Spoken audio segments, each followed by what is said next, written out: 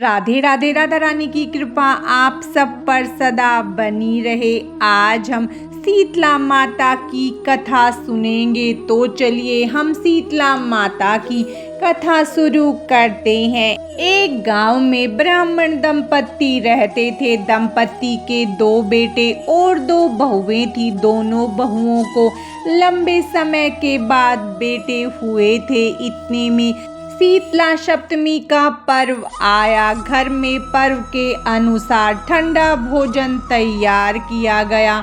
दोनों बहुओं के मन में विचार आया कि यदि हम ठंडा भोजन लेंगी तो बीमार होंगी। बेटे भी अभी छोटे हैं।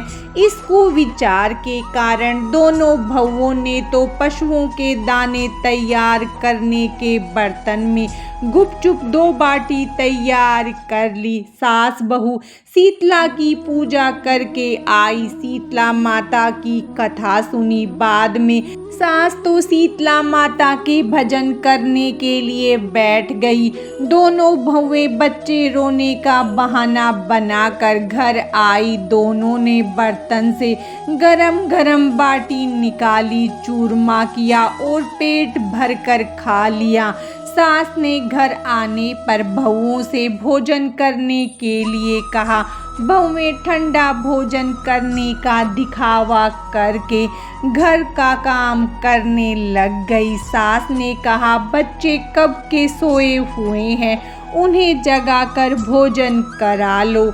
बहुएं जैसे ही अपने अपने बेटों को जगाने गई तो दोनों बच्चे मृत थे। ऐसा शीतला माता के प्रकोप से हुआ। दोनों बहुओं ने रो रो कर अपनी सास को सारी बात बतलाई। सास ने दोनों को बहुत सुनाया और कहा कि अपने बेटों के लिए तुमने शीतला माता की अवहेलना की है।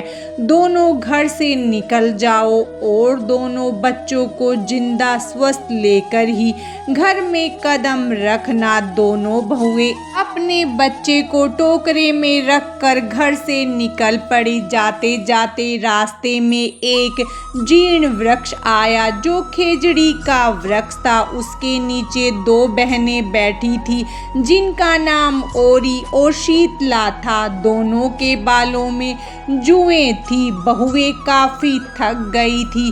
वह भी उस वृक्ष के नीचे आकर बैठ गई। इसके बाद दोनों ने ओरी और शीतला के सिर से बहुत सारी जुएं निकाली। जुओं के निकल जाने से उन्हें काफी अच्छा अनुभव हुआ। दोनों बहनों ने कहा कि जुएं निकलने से उनके मस्तक में शीतलता का अनुभव हो रहा है। कहा, तुम दोनों ने हमारे मस्तक को शीतल ठंडा किया है, वैसे ही तुम्हें भी पेट की शांति मिले। दोनों बहुओं ने कहा कि पेट का दिया हुआ ही लेकर हम मारी मारी भटकती हैं, परंतु शीतला माता के दर्शन हुए नहीं। इतने में शीतला माता बोल उठी कि तुम दोनों दुष्ट हो, दुराचारणी हो।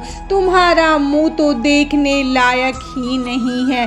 शीतला सप्तमी के दिन ठंडा भोजन करने के बदले तुम दोनों ने गरम गरम खाना खाया। इतना सुनते ही दोनों बहुओं ने शीतला माता को पहचान लिया। दोनों माता शीतला से वंदना करने लगी। दोनों ने कहा, माता हमें माफ कर दो, हमने अनजाने में भोजन कर लिया था। हम दोनों आपके प्रभाव से वंचित थे।